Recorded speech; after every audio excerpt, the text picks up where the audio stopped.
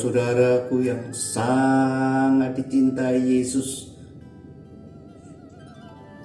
yang sangat dikasihinya, dan yang sangat diberkatinya tanpa sebab.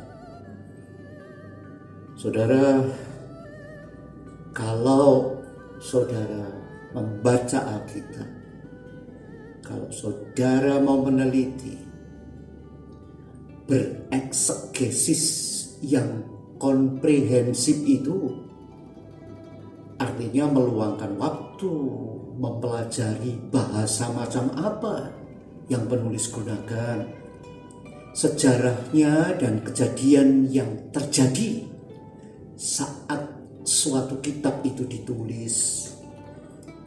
Kepada siapa kitab itu ditujukan? Apa maksud sang penulis menulis demikian? Dan yang sangat penting ialah untuk memahami maksud asli penulis kitab tersebut. Lalu apa yang bisa kita pelajari dari lensa perjanjian baru saat ini? Jadi nggak asal mencomot ayat, mencomot perikop, lalu dirohanikan dengan anggapan menyenangkan Tuhan untuk menjadi berkat bagi banyak orang. Contoh, di situ ada 6 tempayan yang disediakan untuk pembasuhan menurut adat orang Yahudi.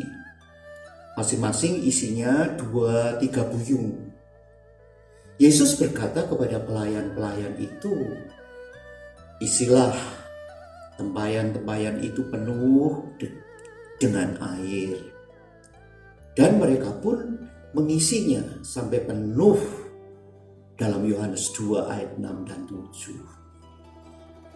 Saudaraku, mukjizat pertama Tuhan kita biasanya dikatakan saat Dia mengubah air menjadi minuman anggur.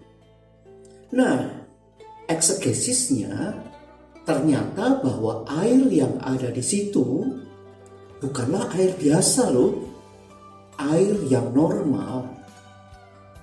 Tetapi air itu yang digunakan untuk upacara pembasuhan.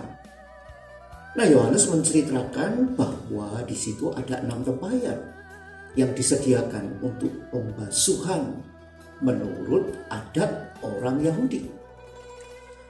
Nah, air yang dituangkan ke dalam tempayan tersebut haruslah air yang murni alami, belum pernah digunakan, tidak mengandung zat lain, dan tidak berwarna. Air itu juga harus dituangkan dari wadah lain sebagai tindakan manusia atas dasar referensi dari Alkitab, yaitu saat Elisa menuangkan air ke tangan Elia. Makanya mengherankan semua orang, sang pemimpin pesta atau MC saat mengecap air yang telah menjadi anggur itu tidak tahu dari mana datangnya.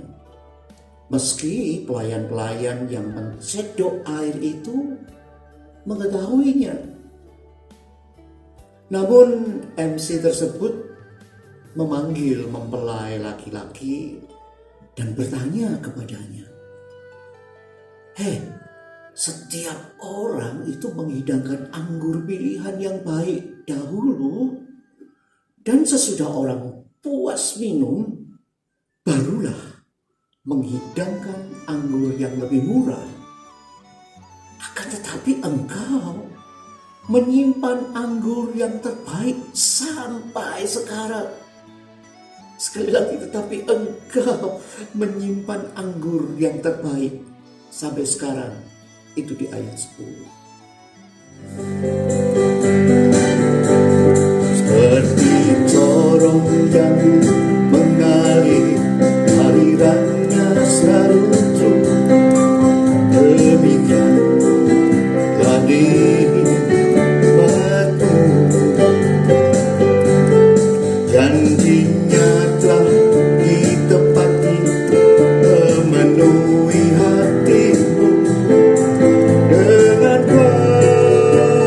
Roh Kudus, dipenuhi hari ini di hati, lembalah dialah seperti janji Tuhanmu, dipenuhi hari ini di hati Ibu dengan kuasa Roh Kudus.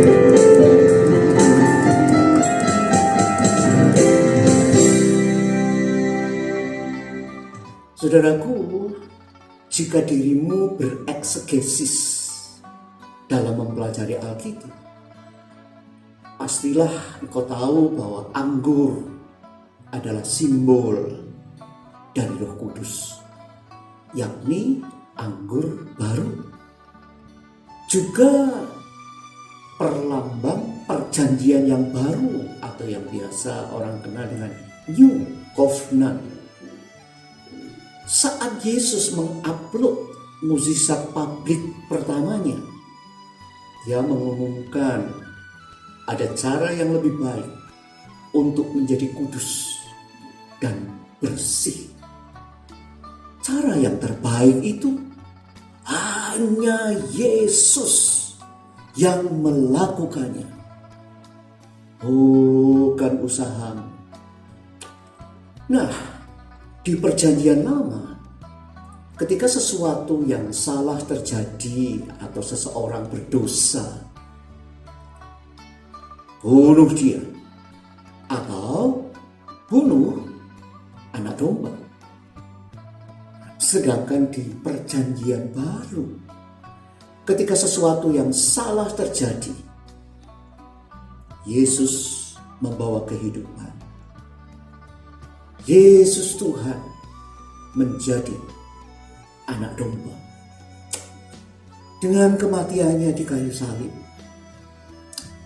Dia telah membalikkan mukjizat pertama Musa di Perjanjian Lama yang mengubah air menjadi darah dengan mengubah air pembasuhan menjadi anggur sukacita. Nah, dalam share mukjizat itu, Yesus memperkenalkan cara baru pembasuhan di dalam kerajaannya. Bukan dengan air pembasuhan di bawah hukum Taurat, tetapi dengan anggur baru,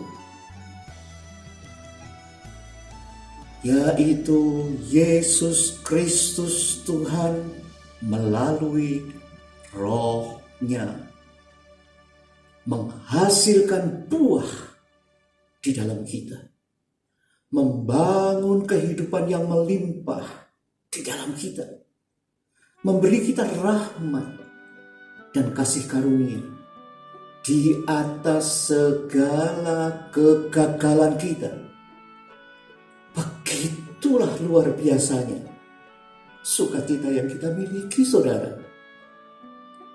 Inilah pesan sejati sebuah perkawinan, yakni bahwa Yesus kawin dengan kita dan Roh-Nya mengalir melalui kita sebagai anggur yang mendatangkan sukacita. Amin. Nah, sebelum kematiannya Yesus berkata, inilah anggur perjanjian baru bagi pengampunan dosa. Dia merujuk kepada darahnya. Darahnya tidak hanya membasuh dan membersihkanmu, itu juga mengambil dan menghapus semua dosamu. Dosa masa lalu, dosa sekarang, dosa yang akan datang. Sekali untuk selamanya. Jadi, dalam Yesus, proses pembasuhan itu terjadi, berlangsung sampai sekarang ini. Kenapa?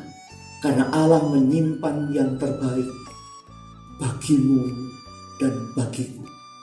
Sampai hari ini, sampai sekarang ini. Haleluya, saudara.